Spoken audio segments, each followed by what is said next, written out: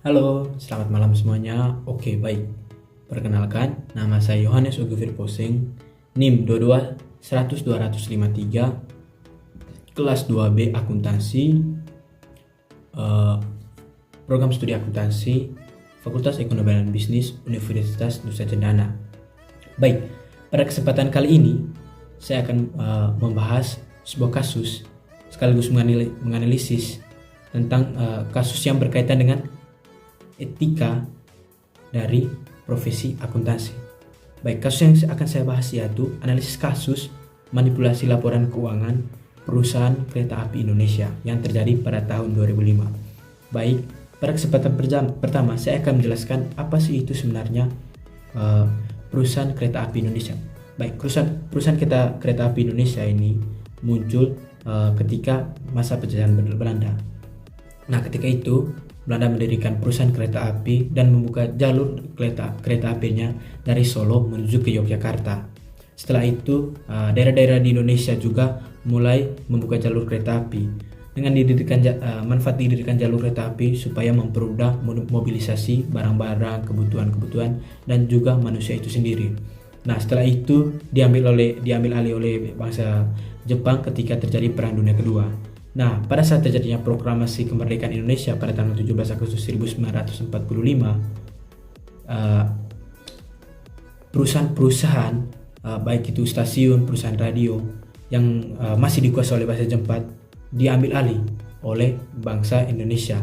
Nah, momentum ini dimanfaatkan oleh bangsa Indonesia untuk mendirikan kembali merehabilitasi semua stasiun-stasiun yang ada di Indonesia agar mempermudah untuk membangun kembali dan mendirikan bangsa Indonesia secara kokoh dan utuh. Oke, baik. Berbicara tentang kasus manipulasi data keuangan perusahaan KAI, PT KAI Indonesia. Nah, ada beberapa hal yang terjadi dalam perusahaan kereta api Indonesia. Yang pertama yaitu manipulasi data. Di sini terjadi manipulasi data di mana pihak manajemen keuangan dari PT perusahaan KAI itu memberikan laporan keuangan yang tidak sesuai fakta yang terjadi. Ketika itu PT perusahaan KAI ini memberikan laporan keuangan bahwa mereka itu memiliki keuntungan yakni 6,9 miliar. Tapi kenyataannya mereka mengalami kerugian yakni 63 miliar. Nah, ketika dibawa ke kantor audit, data tersebut tidak bisa diaudit dan dinyatakan wajar tanpa pengecualian. Nah, tentu hal ini menimbulkan tanda tanya dan dianggap telah terjadi suatu kejanggalan. Oleh sebab itu, kemudian dilakukan penyelidikan pada tahun 2007. Nah, akhirnya terbukti bahwa PT Kereta Api Indonesia melakukan manipulasi data.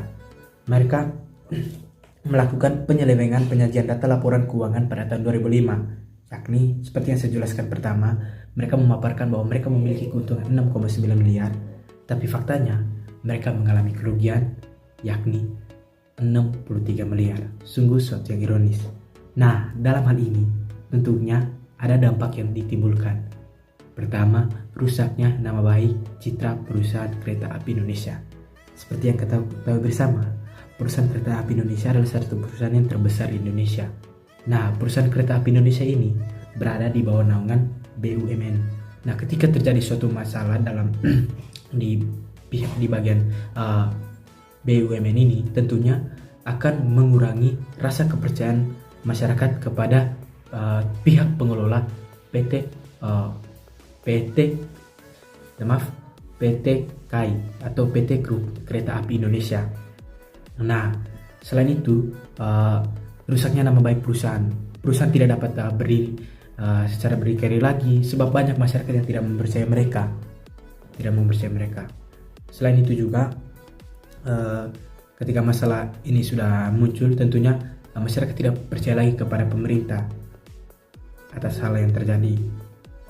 Melihat betapa besarnya masalah ini, tentunya ini akan merugikan juga bagi para akuntan yang telah ada, bagi profesi akuntan itu sendiri.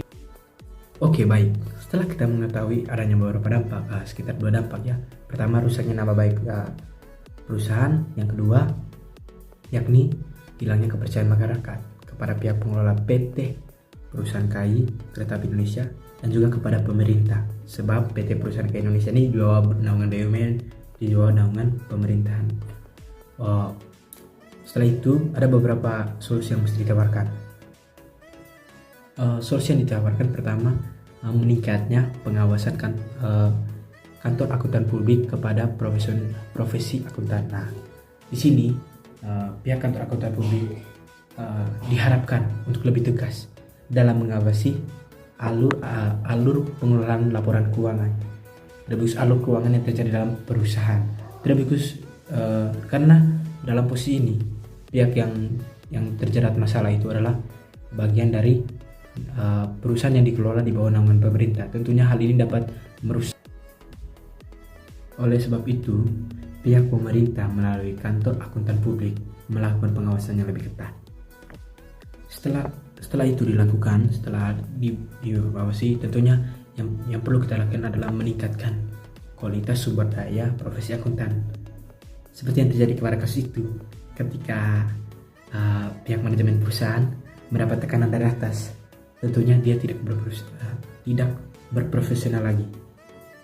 Nah, oleh sebab itu pentingnya peningkatan sumber daya manusia, terlebih khusus dalam meningkatkan profesionalitasnya dalam menjaga nama baik profesi akuntan itu sendiri. Nah, yang kedua, mesti dibuat sanksi. Ketika ini sudah terjadi, maka hal yang dilakukan oleh pemerintah harus dibuat sanksi yang tegas agar hal ini tidak terjadi lagi.